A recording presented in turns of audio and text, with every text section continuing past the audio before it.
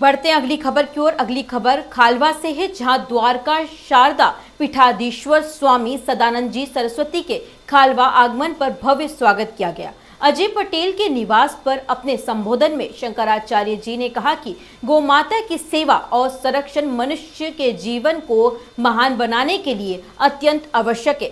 समाज का स्तर आध्यात्मिक उन्नति से ही ऊंचा उठ सकता है। अधर्म के नाश के लिए तत्याग, तपस्या और यज्ञ की अनिवार्यता है। गौ, गंगा, गायत्री और गीता का अनुसरण कर पुनः भारत को जगत गुरु बनाया जा सकता है। खालवा से विजय सिंह ठाकुर की रिपोर्ट।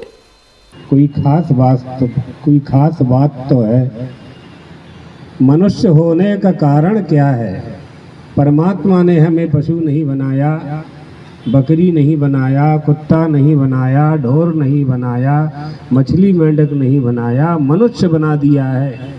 सामने प्रातःकाल सवेरे पशु आदि दिखाई पड़ते हैं, ढोर दिखाई पड़ते हैं, मछली मेंढक नाना प्रकार के जीव जंतु कीड़े मकोड़े दिखाई पड़ते हैं।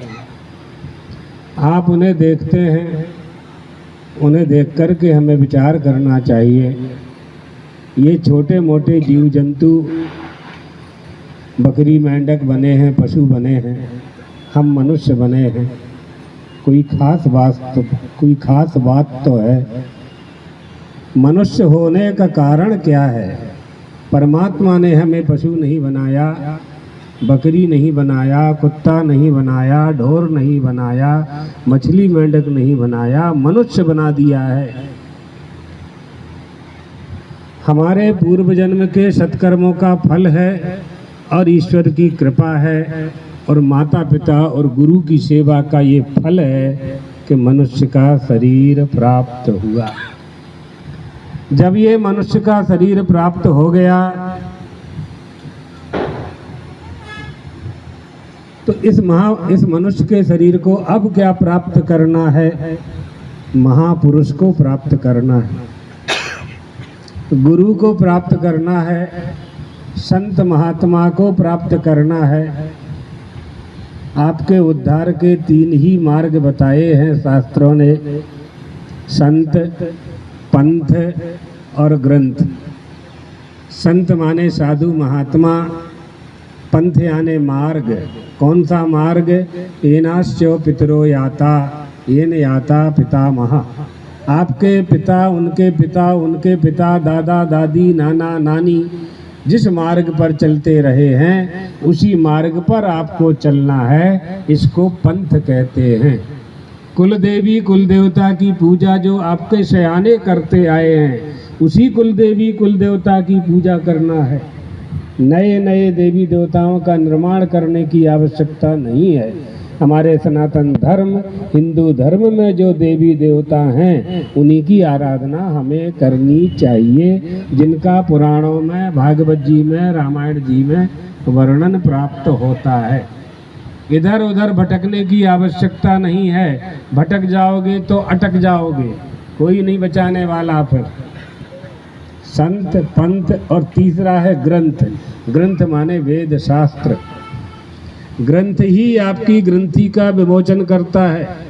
चिज्जड़ ग्रंथि, जड़ और चेतन की गांठ लग गई है यहाँ अंतःकरण में, कौन खोलेगा? कैसे खुलेगी वो? जड़ चेतन ही ग्रंथि पड़ गई, यद्यपि मृषा छूटत कठिनाई। वह गांठ झूठी है, सही नहीं है, फिर भी नहीं छूटती है। मोह माया से मुक्त नहीं हो पाते हैं, काम क्रोध से मुक्त नहीं हो पाते हैं। मुक्त होने के लिए ग्रंथ चाहिए। ग्रंथ का ज्ञान नहीं होता, इसलिए ज्ञान के लिए गुरु चाहिए और ईश्वर की कृपा के लिए पंथ यानी कुलदेवी कुलदेवता का आशीर्वाद चाहिए। जैसे मध्य प्रदेश में गौहत्या बंद है कानूनन, लेकिन यहाँ से हो रही। अच्छा, अब वो हमको नहीं मालूम। इसी मार्ग से महाराष्ट्र जाती है। हाँ, तो महाराष्ट्र में छूट है, बंगाल में छूट है, गुजरात में बंद है।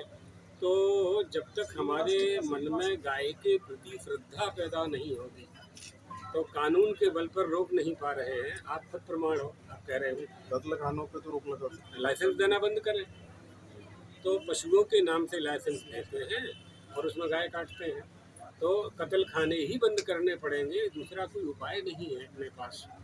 इसलिए गाय गौ माता हमारा लेती क्या है, तृणम चरंती अमृतम छरंती, अभी आपने सुना होगा, आप थे ना। चारा खाती है और अमृत जैसा दूध देती है, जिसके शरीर के एक एक निःसृत पदार्थ का उपयोग मनुष्य कर सकता है। मनुष्य के शरीर का तो कोई उपयोग नहीं, लेकिन उसके तो एक एक वस्तु का। तो जिस गेहूं को हम खाते हैं, उस गेहूं का जो भूसा है वो गौ माता खाती है, हमारा क्या नुकसान कर रही है। हर चीज़ उसकी, प्रत्येक वस्तु हमारे लिए उपयोगी है। और धर्म की दृष्टि से पुराणों में जो लिखा है कि गोदान का कितना फल लिखा हुआ है वैतरणी से पार कराने के लिए, तो धर्म के साथ जोड़ा हुआ है, विज्ञान को धर्म के साथ जोड़ा हुआ है, हमारी नित्य क्रिया को धर्म के साथ जोड़ा हुआ है, ताकि ज्ञान और विज्ञान का आश्रय लेकर के हम इन जीव जंतुओं की रक्षा कर सकें। तो हमारे यहाँ तो पूरे किसी भी माँ हिंसा सर्वा भूतानी, किसी भी प्राणी की मछली मारना मना है, गौ माता तो बहुत बड़ी जीव बात हत्या नहीं है। बिल्कुल अहिंसा परमो धर्मा, यही तो है, वेदों से ही तो आया है। और ये माताएं झाड़ू लगाती हैं तो चींटी मर जाती है, तो ये लोग झाड़ के नीचे शक्कर डालती हैं, आटा डालते हैं, इनके छाने आप लोगों के छाने डालते थे। इसलिए हमारे तो एक एक चीज़ में धर्म का पालन होता है। तो शासन को भी जागृत करना होगा और समाज को भी जागृत करना होगा। सबसे बड़ी बात गौ रक्षा होनी चाहिए। युवा पीढ़ी जो आज संस्कारों से भटक रही है, उसका कारण है कि धर्म की शिक्षा स्कूलों में नहीं है, कॉलेजों में नहीं है, विश्वविद्यालयों में नहीं है। तो अब मंदिरों की, साधु संतों की और आप लोगों की, यानी पेरेंट्स की जिम्मेदारी है उनको धर्म के मार्ग पर चलना। हम लेट हो रहे हैं। मानवता को धर्म के बहुत स्वरूप हैं। अगर कोई किसी धर्म को नहीं मानता है, एक ऐसा मान लें कि कोई किसी धर्म को नहीं मानता, तो मानव धर्म को तो माने। मानव धर्म का बोध उसको कहाँ से होगा? गुरु और ग्रंथ से होगा। तो गुरु और ग्रंथ का यदि हम आश्रय लेते हैं, ग्रंथ पढ़ने की बौद्धिक योग्यता हम में नहीं है, तो फिर ग्रंथ का आश्रय लेकर के गुरु की शरण में जाते हैं कि गुरुदेव बताइए इसमें ऐसा लिखा है, इसका क्या अर्थ है। इसी परंपरा से जो युवा पीढ़ी है ज्ञान प्राप्त कर सकती है। सरकार से हम लोगों ने कहा है, आवेदन दिया है कि जैसे अन्य धर्मावलंबी धर्म की शिक्षा देते हैं, कुरान की शिक्षा देते हैं, और जैन धर्म वाले अपने धर्म की शिक्षा देते हैं, गुरु नानक गुरुवाणी की शिक्षा देते हैं, तो इसी तरह से हिंदू धर्मावलंबियों को भी गीता का, रामायण का और भागवत जी का प्रचार प्रसार करने का अधिकार प्राप्त होना चाहिए।